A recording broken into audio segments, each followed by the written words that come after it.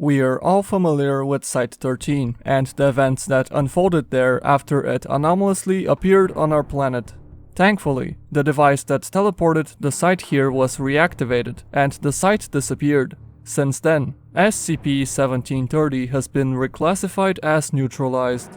However, this doesn't necessarily mean that we've gotten rid of Site-13 for good. In this video, we will explain why Site-13 can reappear on the planet and discuss what we can do if it does. Before we begin, don't forget to subscribe to our channel with notifications on so you don't miss any of our upcoming videos. And we will be discussing more interesting theories about SCPs like this one in the future.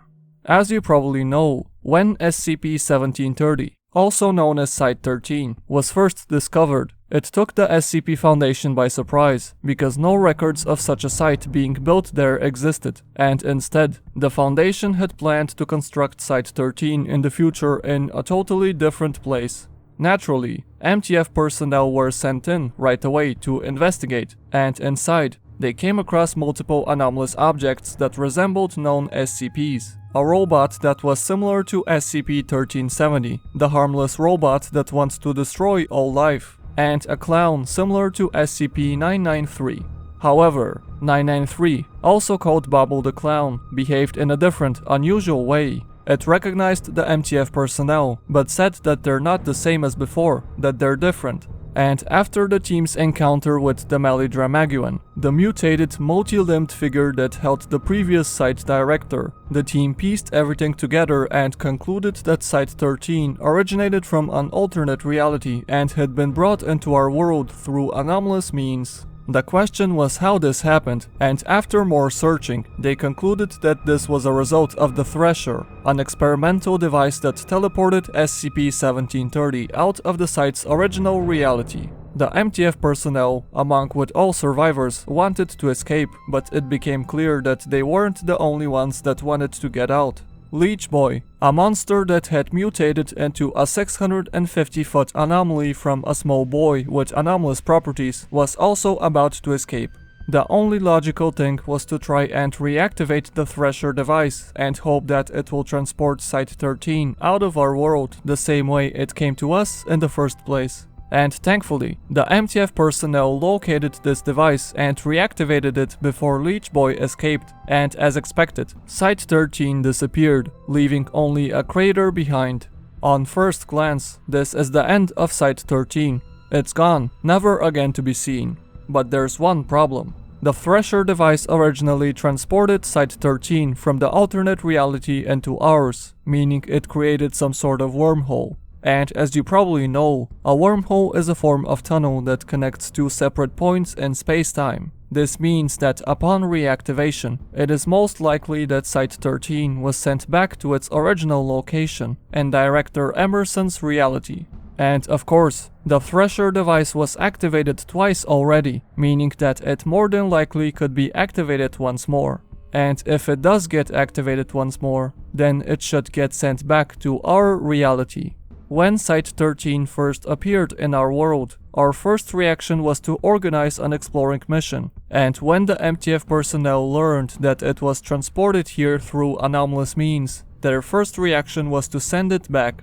Of course, we can expect a similar behavior from the SCP Foundation located in the alternate reality, once they realize that Site-13 is now back in their world.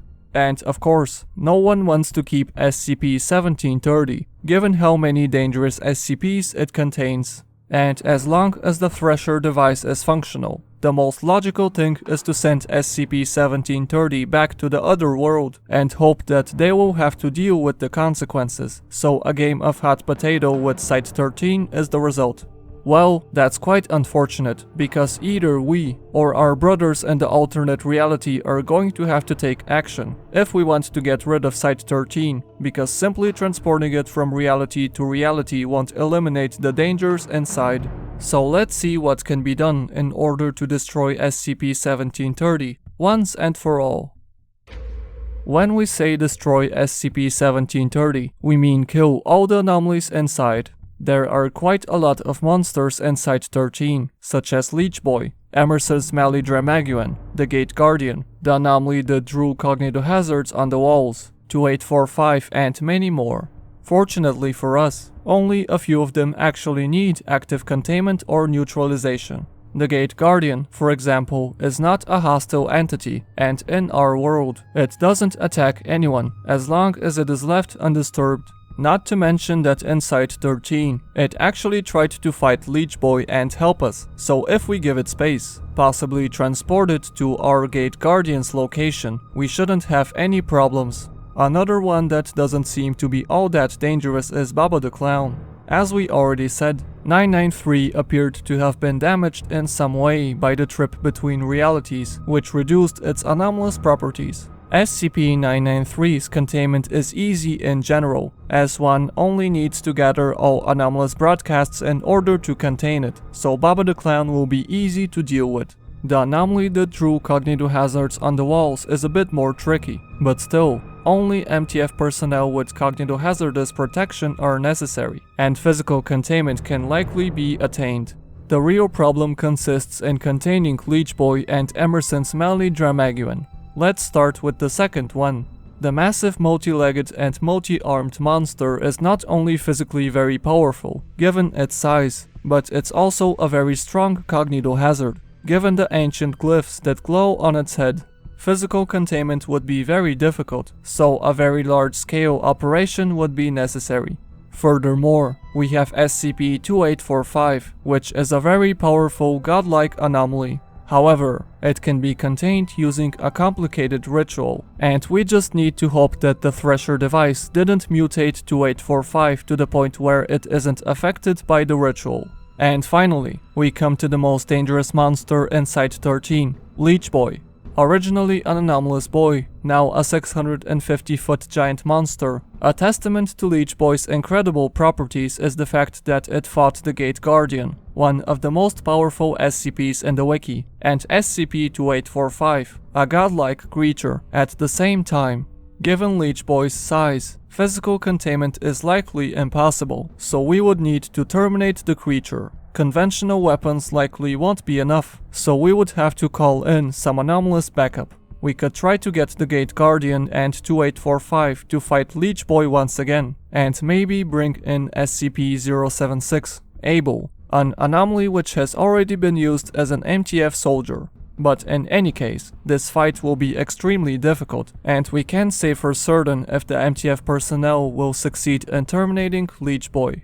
In a last case scenario, we can always detonate a nuclear warhead and destroy everything, but given the fact that Leech Boy became what it is as a result of mutation, it is possible that it gained adaptation properties similar to those of SCP-682, and in this case, a nuclear device could make things worse. In the end, the whole situation is just unfortunate, because on our planet, we already have enough anomalous monsters to worry about, and having an SCP site full of monsters randomly appear is definitely the last thing we need. Let's just hope that Site 13 doesn't return on our planet, and if it does, that the game of Hot Potato will end with our friends from the alternate reality taking responsibility for the problems they caused, and deciding to step in and eliminate all the monsters in Site 13. So what do you think? Can Site 13 reappear on our planet? And if it does, who will step in first and terminate all the monsters? Our SCP Foundation or SCP-1730's World's Agency? Let us know in the comments below. Please leave a like if you enjoyed this video and subscribe if you want to see more interesting SCP theory videos.